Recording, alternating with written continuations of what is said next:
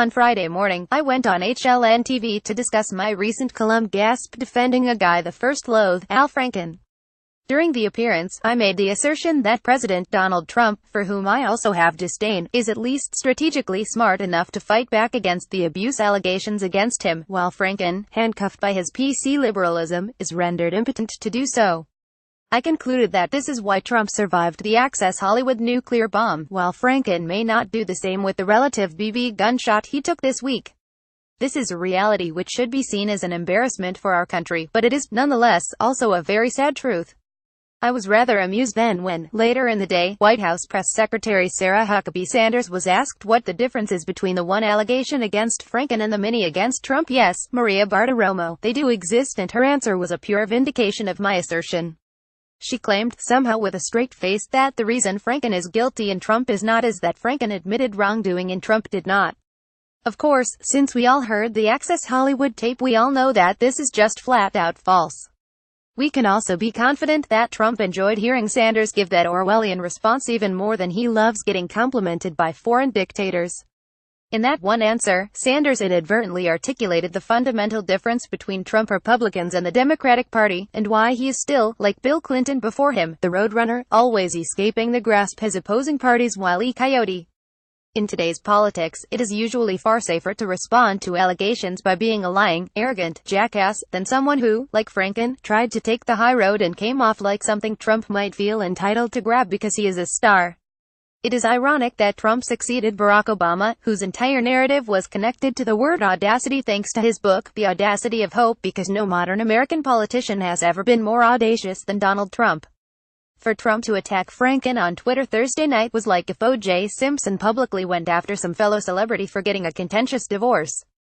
It is this audacity, and pure lack of class, which makes Trump extremely poorly suited to be the President of the United States. But it also gives him a huge advantage in situations like this because, at least to his cult-like following, as long as he doesn't ever apologize and thus create the perception of having done something very wrong, or stop his alpha male act, they will never ever leave him. Conversely, if Trump had ever handled a situation as meekly and defensively as Franken, even some of his most ardent followers might start to lose faith in him like fans of Superman stunned to see him forced to take the bus. My guess is that this theory will never be tested because such a response is simply not in his seemingly flawed DNA.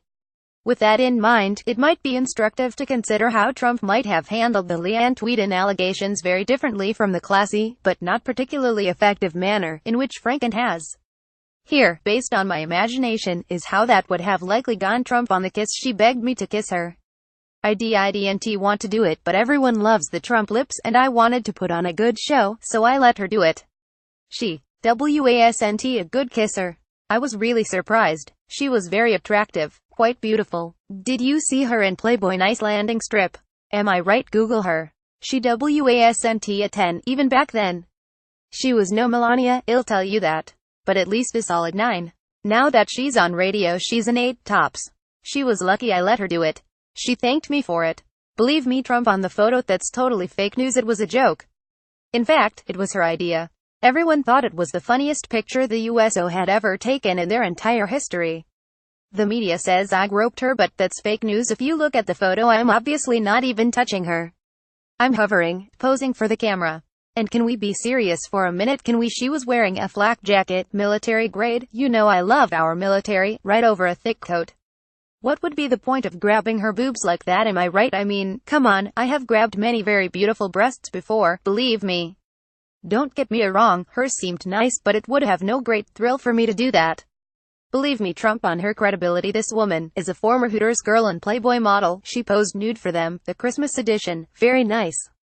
Merry Christmas, by the way. We can say that again now that Trump is president.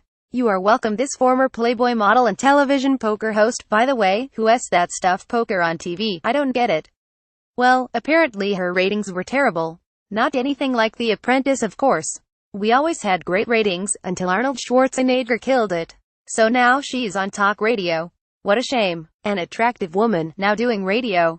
On a station in Los Angeles with no ratings. Just horrible. The host of the show she's on hates me. I don't know his name. Some loser with no ratings. And did you hear that a close friend of Hillary Clinton tweeted, hours before this fake news broke, that this trash was coming? Total political hit job. Nasty stuff. Real nasty stuff. Just terrible. Someone should lock Hillary up. John Ziegler hosts a weekly podcast focusing on news media issues and is a documentary filmmaker. You can follow him on Twitter at @SigManFreud or email him at johns@mediaet.com. Here's how Trump would have handled the tweeden allegations if he was in Franken's position. This is an opinion piece. The views expressed in this article are those of just the author.